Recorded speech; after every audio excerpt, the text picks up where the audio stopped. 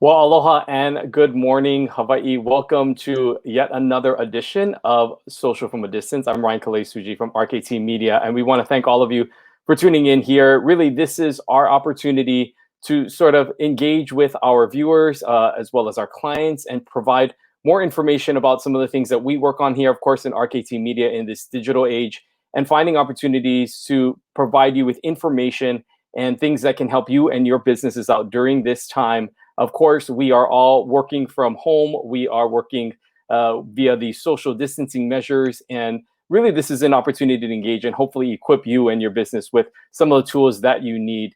Today, we want to welcome in a very special guest as we sort of dive into the 101s and how-tos of how to advertise on social media. Joining me now is Greg Handley from Hawaii PPC, as well as from Devaro, Hawaii. Greg, great to see you. Thanks so much for spending time.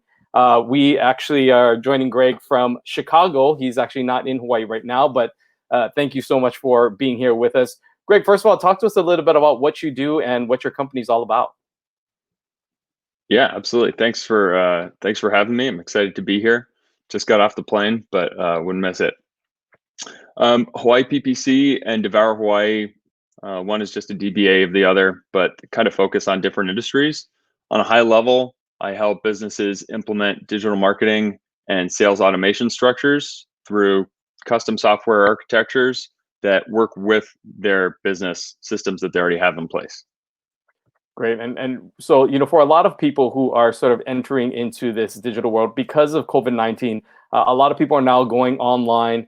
We're seeing more and more retailers. We're even seeing takeout. There's just more of an effort, of course, being made into this online audience.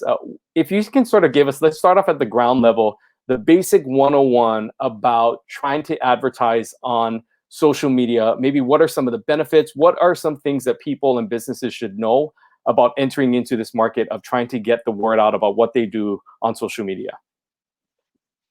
Well, I think the first thing to keep in mind is there's a quote that gets tossed around in the digital marketing world a lot, which is you can't put likes in the bank, right?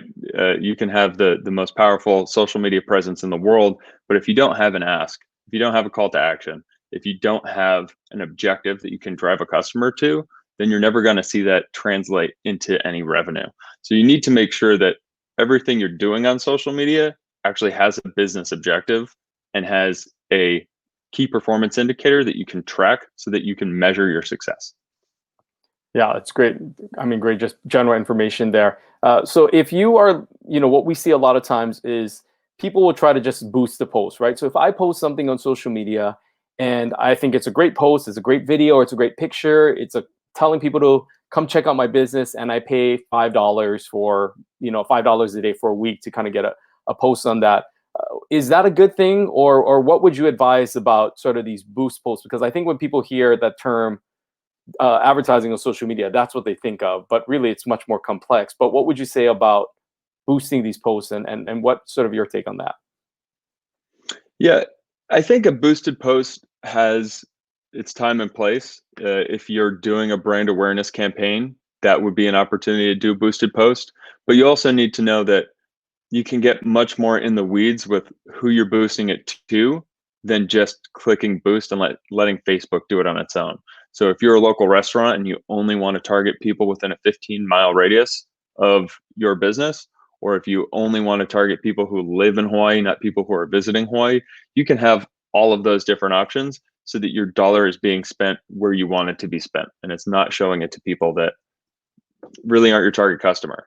So again, it can be used when you're doing brand awareness, but it's best used when in conjunction with a campaign that has a real call to action, that has a real objective that the customer can, if you have a promotion, let's say it's a 2-for-1 pizza slices, let that be the call to action. Click here, sign up here, give me your email, and I'll send the coupon to you. Let there be some way that they can actually interact besides just liking the post. Yeah, it's a great point. One of the things that advertising on social media allows for is just the opportunity to really see those numbers through analytics, through really targeting numbers. Because a lot of times, I think when you think of advertising, you think of things on television or in print, you don't really know who's watching it. There's no way of tracking that. But of course, with social media, they have measures that really specialize in tracking those things. If you can speak to that about the importance of analytics and what does that mean? How do you read through the numbers and how do you decipher through all those things that you are able to gauge from the data that's collected? Yeah, it's kind of a double-edged sword with digital marketing. On one hand, you can track everything, so it seems like an analytics paradise. But on the other hand, you have a lot of competing data. So let's say you're advertising on both Google search and on Facebook. Your customer can interact with each of those platforms at different times. So they can click on a Google ad and then they can get retargeted with a Facebook ad, and then they can take an action on your site. And Facebook wants to take the conversion and say, hey, we're the ones that got this for you. And Google also says, actually, we're the one that got you this conversion. So you need to make sure that on the back end, you have your click attribution set up so it works with your business. If it's last click attribution, great. Whoever was the last person to interact with, that's the one that gets the conversion. Other people will do a time decay attribution. So based on the amount of time that happened between them seeing the ad, clicking the ad, and then actually taking the action. It does get very complex when you start mixing different channels and you're pulling them all into one analytics repository, but that is the best thing you can do. Have something like Google Analytics, which is completely free. It's relatively easy to get the basics down as a small business owner. There's a class online, it's free, offered by Google, but you can also find plenty of professionals who'd be happy to help you both on island or on a site like Upwork or Fiverr. Looking at sort of the different platforms that exist out there, you mentioned a few of them. What would you recommend? I mean, because when you look at it, we're seeing ads everywhere now. And one of the things that I notice is there's just so much national ads. There's very few local companies here in Hawaii that are taking advantage of that, right? So be it on YouTube, be it on Instagram or Twitter, even on Facebook, where are some of the best places that you advise some of the people that you're working with where they should be investing their money in when it comes to these ad buys? Yeah, absolutely. I see national advertisements all the time, and they play middleman to Hawaii companies. If you search pretty much any service contractor, you're going to get a Yelp ad, you're going to get a Home Advisor ad. I see ads on Snapchat and Instagram all the time for Uber Eats, and it's not advertising Uber Eats for a local company. It's advertising Uber Eats for McDonald's and Burger King. And even when you do see a more local brand, they're still playing middleman, which tells me there's a lot of profit to be made by advertising food delivery services directly, rather than letting these national companies come in, take the cheap keywords, and then resell those leads to the local companies.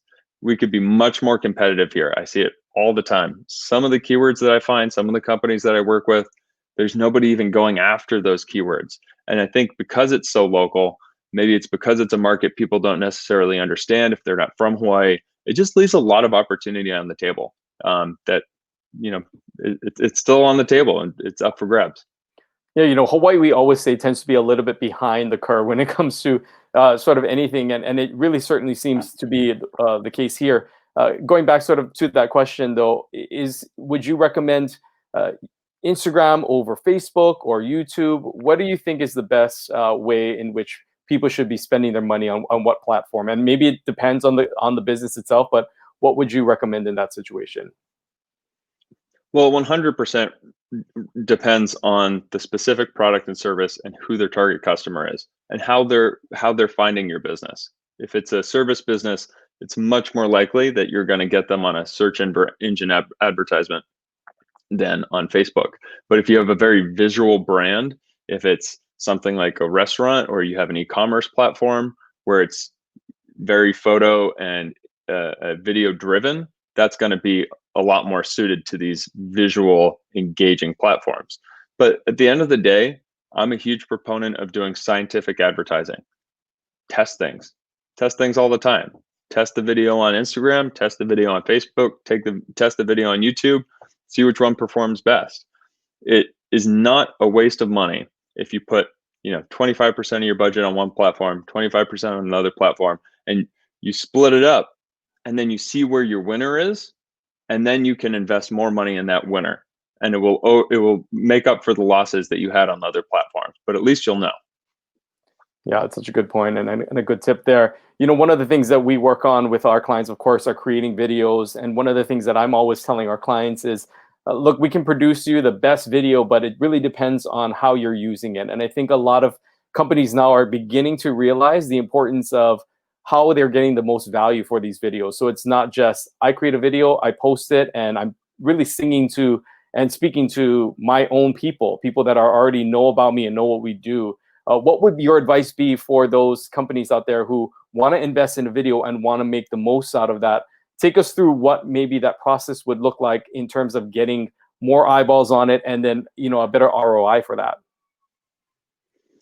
I think the number one thing you could do is come up with one campaign that you're going to run for the quarter or for the year, however long that is, however much you want to invest in it. But decide on a campaign that you want to run. Maybe it's a 2-for-1 deal. Maybe it's stay 5 times, get the 6th night free. Come up with some type of an incentive, something exciting that draws attention, gets people excited, and wants them to buy. Especially if this is about a new customer program, think about the lifetime value. How much are they going to spend after you delight them that first time when they keep coming back and they keep coming back?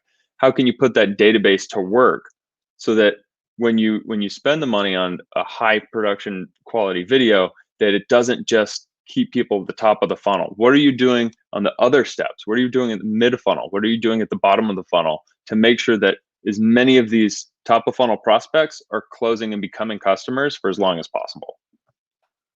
Great. One of the things that I think are becoming more and more important are collecting of data and collecting of email addresses and making sure that you are staying in touch with your clients and your customers that come through. For us at RKT Media, of course, we try to get email addresses so that we can then put it in a database so that they can get alerts. We're sending them our newsletters. How important is it to sort of collect this information, specifically email addresses, and how people use that strategically? It's great to collect email addresses, but one of the main problems I see is they collect an email address and then it sits there. There's no automatic email follow-ups. There's no reactivation campaigns. Most people will just kind of send out a newsletter whenever they can find time, and that's not really a strategy. That's just kind of ad hoc marketing. A real marketing system, a real sales automation system would have a pre-built engine for every time you put someone in the top of the funnel.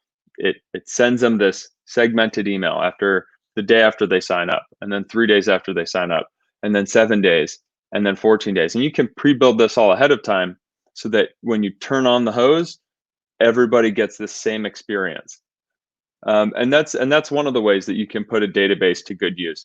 But the other way is to collect more than just their email address. If you're a restaurant and you want to collect personalized information about them, after they accept an offer of yours, you can then send them an email and a text, and you can say, "Hey, we'd love to get a review. Would you be interested in leaving us a review in exchange for this gift card?" And they say, "Of course I would." So then you get a review on your website, you get a testimonial, but you also get valuable data about them as a customer. Do they have kids? Do they come with their friends? Do they come for the beer? So then you can start really segmenting out specific, unique, personalized offers to different segments of your list, instead of taking a one size fits all approach that doesn't really resonate with anybody. Yeah, and it's crazy how that we can be that specific these days in terms of really targeting specific messages for different family members even. But it's one of those features that is available, but I think a lot of people just don't do. If you can sort of take us through what a case looks like, so maybe if you can take us from the beginning of the consumer, or maybe start with the company, putting an ad out there, and take us through what would be an ideal process. I know that we in the past have talked about restaurants and someone searching for Google and those restaurants popping up.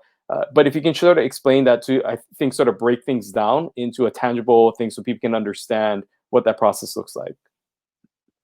Sure. So this would be an example of kind of a multi-touch attribution or an omni-channel campaign where you're not just on one platform, you're on as many platforms as you can. Now, typically, when you have a higher budget, you can afford to be in all places at once. So if you're a smaller budget restaurant, you really got to pick your battles. But if you're running a search engine ad, let's say that you're a Mexican restaurant. So your Mexican restaurant, someone searches best Mexican near me, yours comes up at the top above the 5-pack or the favorite pack of the top rated restaurants. Your ad will actually go right above that. They click through, but maybe they don't decide to eat there. Now that they've visited your website, so assuming that everything on your website and your back end is all set up correctly with your analytics and your Facebook pixel, you can now retarget those people. So the next day, around lunchtime or around dinner time, you can send them an ad on Facebook or on Instagram that says, "Hey, check out our brand, our brand video." So this is kind of that high production value, very top of funnel. People are totally unaware of you.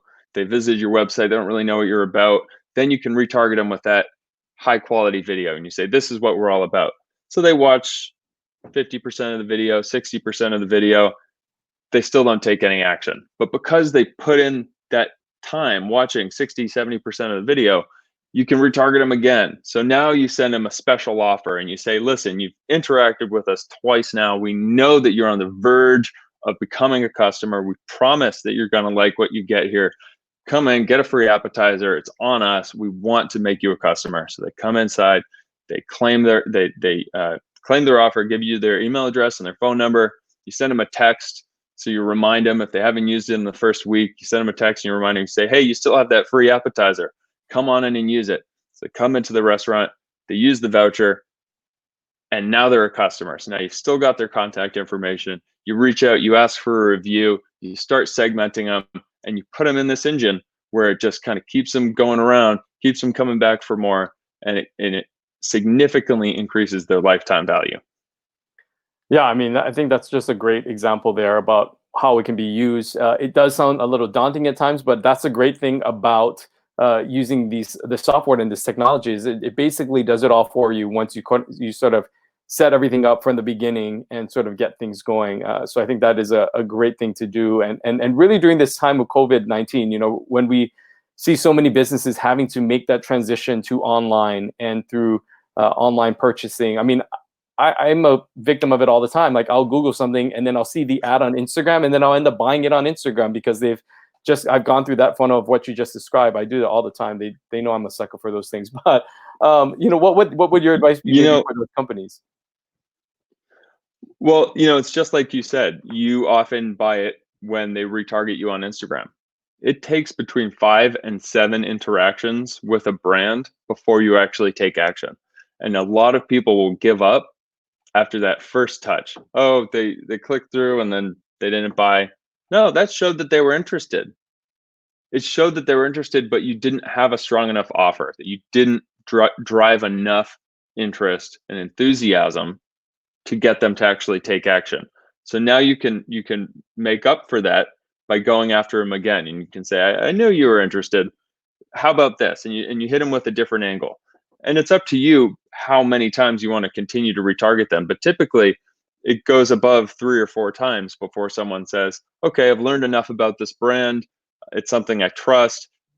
And you build that along the way. You build that trust, you build that relationship, you tell them the story of your brand, you tell them why you have 100% satisfaction guarantee, and you show them testimonials, and you just kind of hit them at all the different angles, and you cover all their objections. So then they have to buy because that they wanted to buy, and you've given them every reason to cover any objection they could come up with. Yeah, it's great points right there. Greg, thank you so much for taking time to join us. What are, just maybe a final thought, or if people are watching this here in Hawaii or beyond and they want more information and maybe they want to sort of dive more into these advertisements, where can they learn more about you folks and what you're doing? Sure. There's tons of free resources online. Facebook has Facebook Blueprint, which is a free advertising course, how to use their tools. It's easier than ever. Google does the same with their advertising platforms. But if you want to speak with someone that has professional experience in this, if you want to talk about having a consultation or just hop on a discovery call, I'm happy to do that for free for anybody that's interested. You can go to devourhawaii.com, which is kind of my tourism restaurant brand, and then hawaiippc.com, which is more for the service-based businesses. Great. Well, Greg, thank you so much for taking time and even in Chicago, just getting off a plane, joining us here on Social from a Distance and sharing that. I think those watching here, and we're going to be sending this to our clients as well, will get a lot out of just understanding the back end of this and just sort of the basics of advertising on social media. So thank you so much for joining us. And thank you to everybody who's watching here. We hope that this was insightful and something that you can use as we sort of navigate through these times together. Continue to stay posted right here to RKT Media for more content and more of these types of shows where we can bring you more information. Until then, aloha.